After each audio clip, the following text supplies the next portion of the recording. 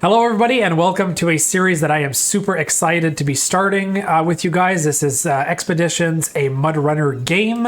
This is my first real off-roading game that I have played. I don't consider Forza Horizon 5 or Dakar Desert Rally that much off-roading because it's more focused on racing. This game is focused on going slow, so this is all new to me.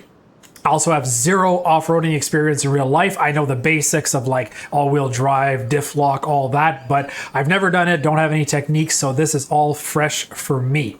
I will be using a Fanatec CSL DD wheel. If you have one and would like to know how to set it up, because I know a lot of people are having problems, I'm going to put a link up here to that video. So watch that to know how. Otherwise, let's get started. So I've got this thing already all set up. Now this is going to be a survival series. The reason I'm calling it survival is because we are going to be playing as difficult as possible in this game. I know it's not really designed to be played in a hardcore mode, but we're going to make our own. So first thing I'm going to do is I'm going to get the engine started. Now, one of the things in our survival mode, I will be using first person, third person only when we have to look around our immediate area or when it's absolutely necessary, like for winching.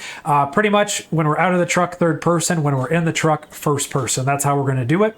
I don't like hands in the game. It breaks the immersion for me. I also don't like this KSI VA at the bottom. I notice online some people have been having issues getting rid of that. So to get rid of it, settings, and you're going to go into here and you're going to go hide driver's hands, on. Hide KSI VA, on. Another thing, I've put the first person camera FOV to 130. That way we have a wide field of view. We can use the mouse to look around and zoom in. And then the last thing is HUD. We are going to turn off the zone markers and the objective markers. Let me show you what that does. So you can see here the hands are gone. The little message is gone. See the floating marker over there? Want to make the game a bit harder? You go into HUD, turn objective markers to off and zone markers to off. So that will turn them off. So now you actually have to look at the ground. So I got my Clubsport pedals down here. I'm using the Fanatec CSL DD steering wheel, as I said before. So got my clutch set here to the transfer case to be able to adjust our gearing and so on and so forth. There is actually no manual transmission in this game, which I was disappointed in, but this is pretty cool anyways, so we're gonna make it work. So now we are starting in automatic, so let's go. And in this game, we will not be doing any drifting, jumping over sand dunes like I'm used to doing in my other games, because this is more of a technical game. It's how we navigate the terrain. And I'm okay with that, because that's fun. You can look around like this, even zoom in here with the mouse over our hood. Stage complete. So keep following the quest markers to progress. So given that I don't have any quest markers, I can look around for them, but I'm going to be using the map a lot more. So I can see here that if we look at the building, we're on the road just past the building. So that's what we're going to do to get ourselves to that point. So let's keep on going. Going to leave it in two-wheel drive so that we don't spend too much fuel. Not that it matters because it's the beginner area. By the way, full disclaimer, I've done this level before, so I know what I'm doing because I just had to test things out. But other than that, actually I should be following the road down there. Doesn't even appear like I've done it before. But everything else will be done brand new. So this is a series that I'm looking forward to taking to the end as our first survival series for this game while we're waiting for mods to come out. So this should be fun. All right, arriving at our first marker. Move further, you need to engage the all-wheel drive, making the traversal of any rough terrain much easier, but at the cost of higher fuel consumption. So, as in real life. So I've set the all-wheel drive to my right paddle shift, so my upshift. Now, what it says here is you got to hold down the clutch and shift it into all-wheel drive. Then let the clutch out and you're in all-wheel drive. Now, one thing I did notice is that I can go on and off without using that. Not sure if that damages the transmission. I guess we'll find out, but if we want to be perfect, I guess we'll clutch in, clutch out, and leave it in all-wheel drive. So here we go, through the mud.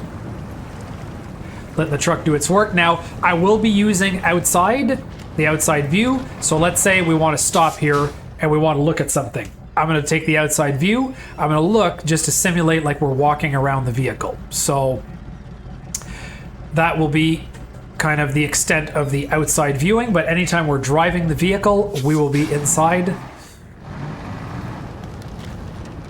And here we go, on to the next marker. Okay.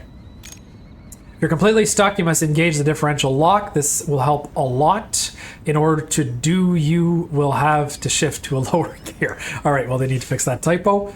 So let's do it. So I'm gonna go into low, put it in diff lock, and let's go.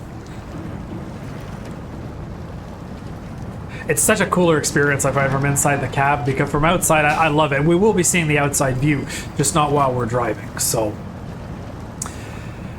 If you're liking this so far, please hit the like button. Help get this video out there to others.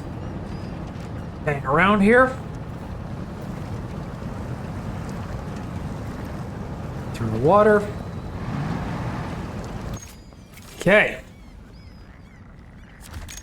Now, enter exchange mode. So these buttons I didn't map to my steering wheel because I figure we're always going to be stopped for that. That's kind of the nice thing about this game is that so on the left is your vehicle's inventory, the right is the resource area, select the quest item, add it to the vehicle. So just going to double click that. Get in there.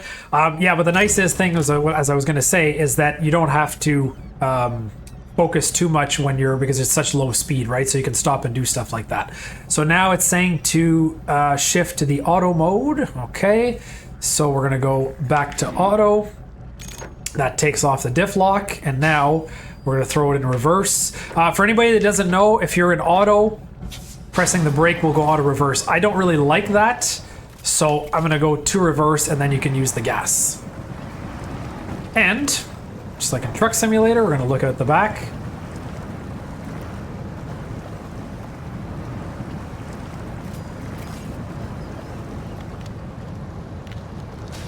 Okay, back in auto. Let's go. Make sure you do land on those blue squares and that they do move, because sometimes you might miss a checkpoint and have to restart. It is not fun. Okay, there's the next one. Now we're talking about adjusting the pressure depending on the type of terrain for the tires. Reducing it will significantly improve traction with the cost of higher fuel consumption. So I've got this mapped to the steering wheel as well, so I can easily change it. So we're gonna go here. We're going to change that to a low pressure, hit confirm, and keep going as we smash into this branch here. Reverse it. Okay. And here we go. Okay, now I don't think it's entirely necessary to have the tires that low, so I'm going to throw it back normal. In case you don't know, driving on low tire pressures at any speed other than a crawl is likely to cause damage to the tire. So just like all-wheel drive all the time takes more fuel, diff lock doesn't let you turn as sharp. They all have their upsides and downsides. So right now, because we're going through the swamp, I've got all-wheel drive on, but I will leave the diff lock off since I'm not stuck and I don't need that extra oomph.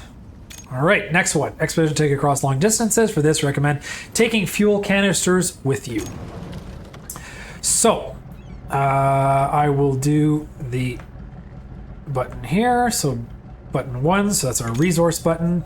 And then I will transfer the fuel over. Like this. Fill it up. Here we go. Moving on to the next.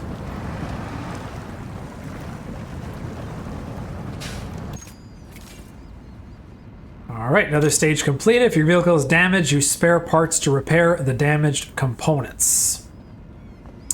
So let's give that a try. So now this one here, we will go into resources.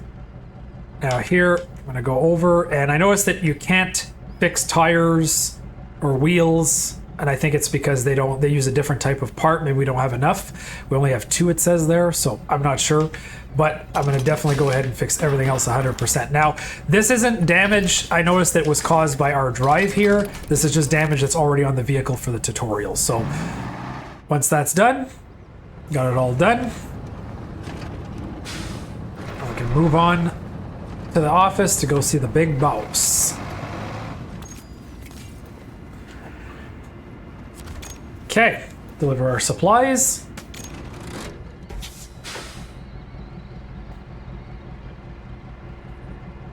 Hit confirm. And we've completed our first expedition to get that hard-earned money, which we will need because I will not be using any exploits in this series. So we'll get those rewards, and now, after the summary of that, we can head back to the headquarters.